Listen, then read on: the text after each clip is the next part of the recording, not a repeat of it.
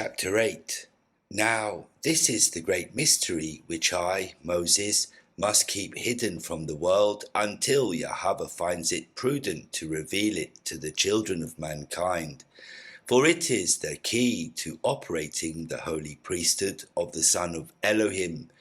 and to the end that none should usurp his name. It came to pass that the priesthood in the days of Abraham was called the priesthood of Melchizedek. This was foreordained in ancient times, even in the days when it was known according to the order of Enoch, in recognition of the high priesthood that exalted Enoch,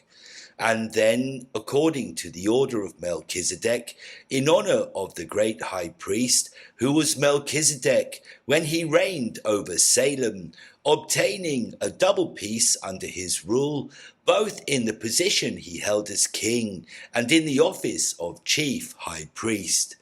It was, therefore, out of reverence for the name of Elohim, that this holy priesthood, according to the order of the only begotten Son, which is found in the likeness of the Father, and who par excellence received the same name as his,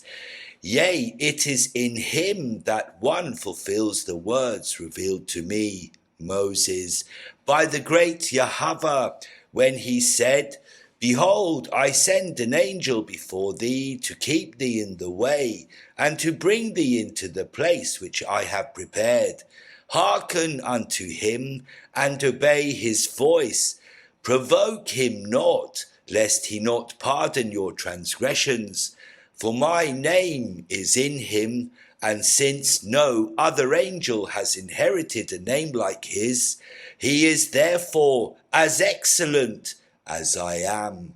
This is therefore the key to the priesthood and the mystery that will be sealed in this book until the end time. For there is nothing more sacred to be revealed to men in the flesh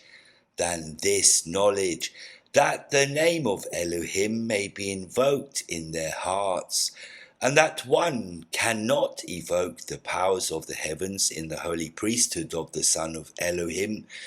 unless it be through the sentiments derived from the love of the only begotten Son of the Father,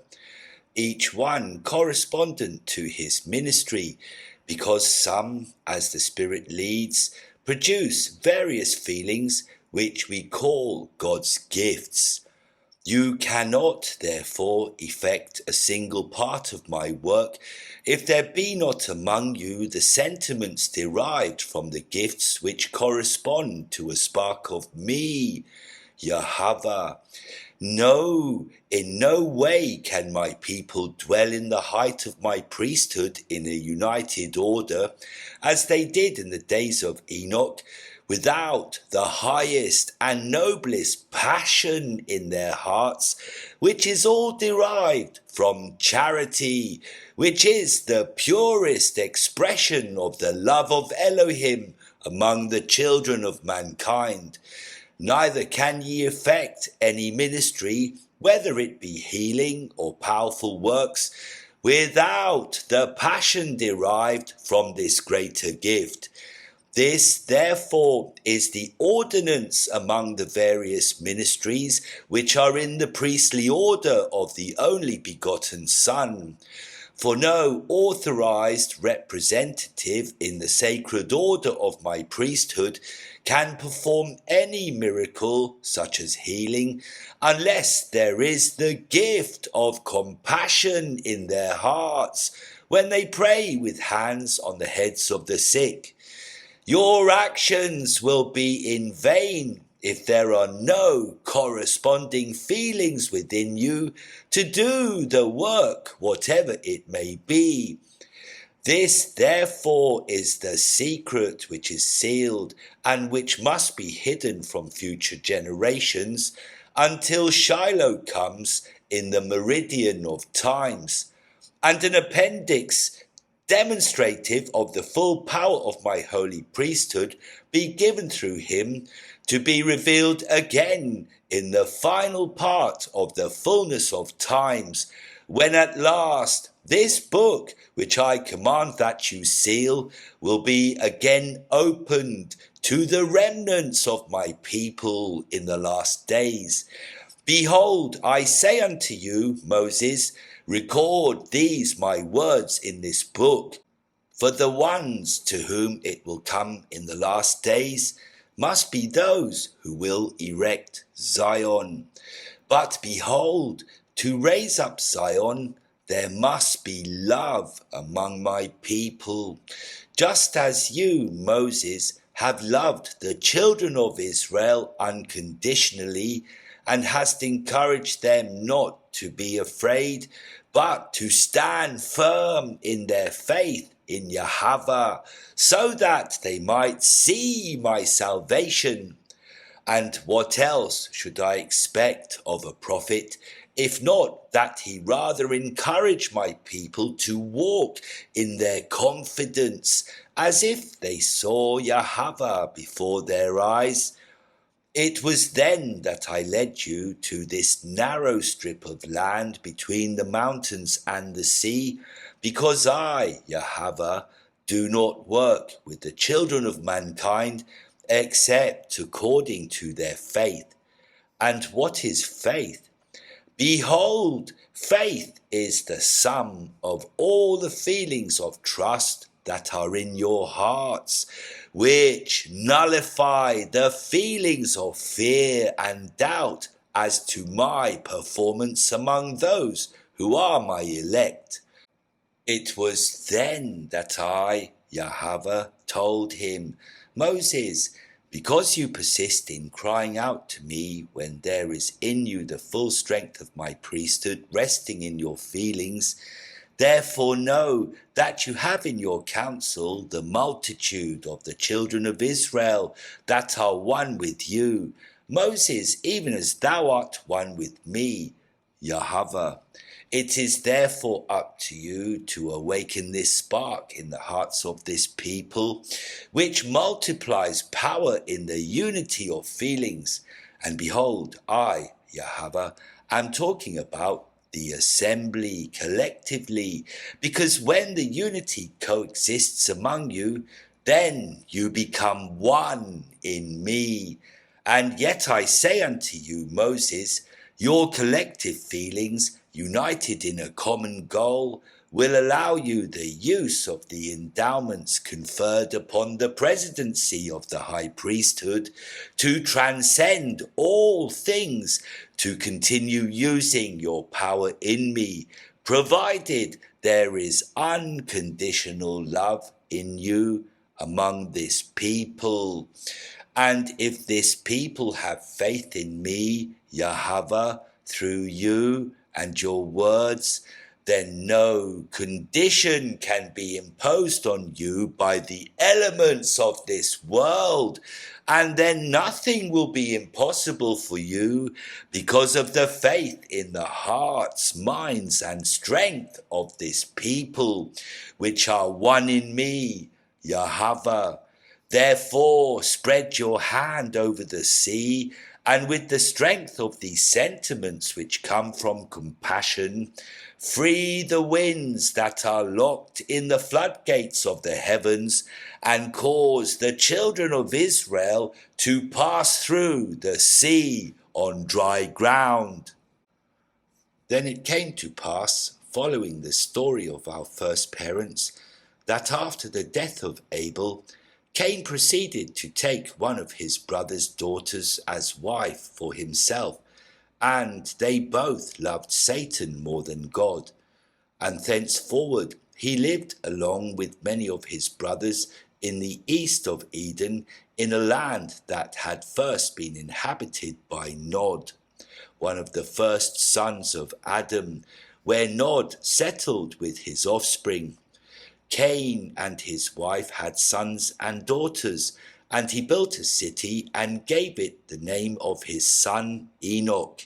and created them according to their veneration, so that their offspring held this evil one, who is Satan, in the highest esteem as being God. And the true Elohim did he teach unto his children was an appointed calling of evil. And it came to pass that one of the sons of Cain had many sons, and he became king of this city. And of his sons there was Irad, from whom Mehujael proceeded, and from Mehujael came Methusael, from whom Lamech was born, whom Satan incited to have two concubines, Ada and Zillah, and thus concubinage was established among the children of mankind. And Lamech had made a covenant with Satan, and to seal this covenant he offered the innocent blood of Gibeah, a righteous man from the lands of Havilah, which is on the banks of the river Pison, where there is an abundance of gold. And as part of this blood oath, Satan proposed that he take another to his bed to satisfy the diabolical and sensual feelings that permeated the heart of Lamech. This Gibeah, in turn, was a righteous man among the sons of Adam, and he endeavored to preach repentance among the sons of Cain, from whom Lamech improperly seized his vestments of gold and precious stones, and took possession of his goods and animals, becoming the first thief among the children of mankind, and a murderer like unto Cain, who also shed innocent blood to seal his covenant with Satan the devil in the manner of the order Mahan, thus becoming a master of the order and lord of that great secret that had been given unto Cain. Irad himself had been summoned to serve Lamech, and he made him acquainted with his secrets, which he did not restrain, but proceeded to reveal to the sons of Adam concerning the abominations that came from Satan, whom Lamech had for God, and that at last they imprisoned the children of mankind under a degrading and miserable condition. And so Lamech killed Irad his brother, to keep their secret combinations among the priests of the order Mahan, which has existed since the days of Cain. It was then in these days of abominations among the children of mankind, when they no longer kept the commandments of God, and the priestly precepts of the order Mahan spread throughout all inhabited land, that Elohim raised up a righteous offspring again for Adam, and he called him by the name of Seth. And when he was still but a young man, Elohim showed himself unto Seth and commissioned him, and Seth gladly accepted his call to preach repentance among his brethren. It was therefore at the age of 69 that Seth was ordained to the priesthood by his father Adam, when it was then proposed to establish among his descendants the order of this priesthood of the Son of Elohim, having for a foundation all the commandments which were revealed from heaven. And the children of mankind, knowing that this was the standard ordained by Elohim from the beginning, that the presidency of the high priesthood should be handed down from father to son, or to a righteous descendant of the promise, if there is no worthy heir to assume the place of his father in the highest office that exists in the hierarchy of the church. Therefore, the office of chief high priest of the Son of Elohim belongs rightfully to the literal descendants of the chosen seed, to whom the covenant promises have been and will be made. And this same order that has always existed will exist until the end of the world. Therefore, Adam, the president of the high priesthood in his day, spread the gospel with Seth, and came to confer priesthood on Enoch, son of Seth, when he was 134 years old. And Elohim called Canaan, the son of Enoch, by an angel in the wilderness when he was 40 years old, And he proceeded to preach repentance to the sons of Cain and the descendants of Adam.